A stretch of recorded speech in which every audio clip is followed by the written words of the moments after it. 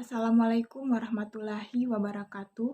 Perkenalkan, nama saya Nurul Atika, Stambuk M1B118013 dari kelas Ilmu Lingkungan A. Pada hari ini saya akan memaparkan materi presentasi saya yang berjudul Pengendalian Vektor Penular Penyakit. Baik, langsung saja pengertian vektor. Vektor adalah organisme hidup yang dapat menularkan, memindahkan, atau menjadi sumber penularan agents pada manusia.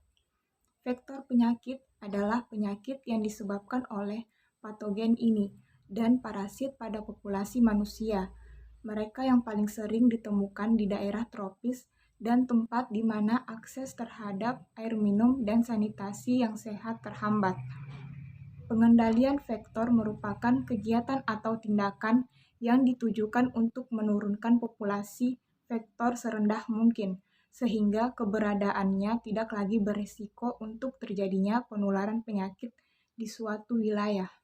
Selanjutnya, hewan vektor penular penyakit.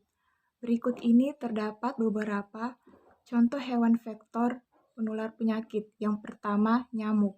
Nyamuk merupakan serangga kecil dan ramping yang tubuhnya terdiri 3 bagian terpisah, yaitu kepala atau caput, dada atau toraks, dan abdomen. Pada nyamuk betina, antena mempunyai rambut pendek dan dikenal sebagai antena pilose. Pada nyamuk jantan, antena mempunyai rambut panjang dan dikenal sebagai antena plumose. Nyamuk menghisap darah manusia dan dalam perilakunya dapat menyebabkan penularan berbagai penyakit seperti malaria, demam berdarah, chikungunya, dan filariasis. Yang kedua, lalat. Lalat merupakan kelompok serangga pengganggu dan sekaligus sebagai serangga penular penyakit. Badan Kesehatan Dunia atau WHO menyatakan bahwa ada banyak penyakit yang disebabkan oleh makanan dihinggapi lalat, seperti disentri, diare, demam tifoid atau tipes, kolera, infeksi mata, dan infeksi kulit. Yang ketiga, kecoa. Kecoa sebagai vektor mekanik bagi beberapa mikroorganisme patogen, sebagai inang perantara bagi beberapa cacing. Penyakit yang ditularkan oleh kecoa dapat menyebabkan timbulnya reaksi-reaksi alergi seperti dermatitis, streptococcus, salmonella, dan lain-lain. Yang keempat, tikus. Tikus dikenal sebagai binatang kosmopolitan, yaitu menempati hampir di semua habitat. Penyakit yang ditularkan oleh tikus seperti hantavirus pulmonari syndrome, hemorrhagic fever with renal syndrome, penyakit pes atau sampar, leptospirosis, dan lain-lain. Selanjutnya, upaya pencegahan dan pengendalian vektor penyakit. Upaya penanggulangan penyakit tular vektor dan zoonotik selain dengan pengobatan terhadap penderita, juga dilakukan upaya pengendalian vektor dan binatang pembawa penyakit, termasuk upaya mencegah kontak secara langsung maupun tidak langsung dengan vektor dan binatang pembawa penyakit, guna mencegah penularan penyakit menular, baik yang endemis maupun penyakit baru atau emerging. Upaya penanggulangan penyakit tular vektor dan zoonotik yang efektif yaitu dengan cara pengendalian vektor dan binatang pembawa penyakit.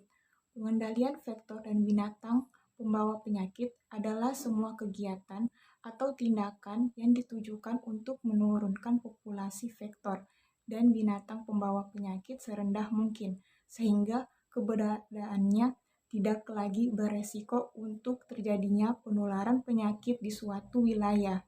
Adapun strategi pengendalian vektor dan binatang pembawa penyakit secara garis besar meliputi pengamatan, penyelidikan, menentukan metode pengendalian, serta monitoring dan evaluasi. Yang terakhir, pengendalian vektor dan binatang pembawa penyakit. Pertama, pengamatan dan penyelidikan bioekologi. penentuan status kevektoran, status resistensi, dan efikasi, serta pemeriksaan sampel.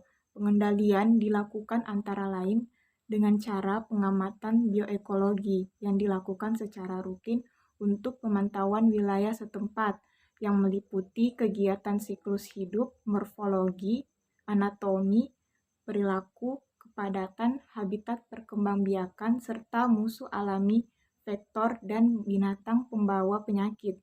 Yang kedua, pengendalian vektor dan binatang pembawa penyakit dengan metode fisik, biologi, kimia, dan pengelolaan lingkungan. Pengendalian vektor dan binatang pembawa penyakit dengan metode ini meliputi antara lain pemasangan perangkap, membasmi dengan bahan kimia, pengelolaan lingkungan yang baik, dan lain-lain. Dan yang ketiga, pengendalian terpadu terhadap vektor dan binatang pembawa penyakit. Pengendalian terpadu merupakan pendekatan yang menggunakan kombinasi metode pengendalian vektor, binatang pembawa penyakit yang dilakukan berdasarkan asas kemanusiaan, rasionalitas, dan efektivitas. Demikian pemaparan materi dari saya. Mohon maaf jika ada salah kata. Saya akhiri. Wassalamualaikum warahmatullahi wabarakatuh.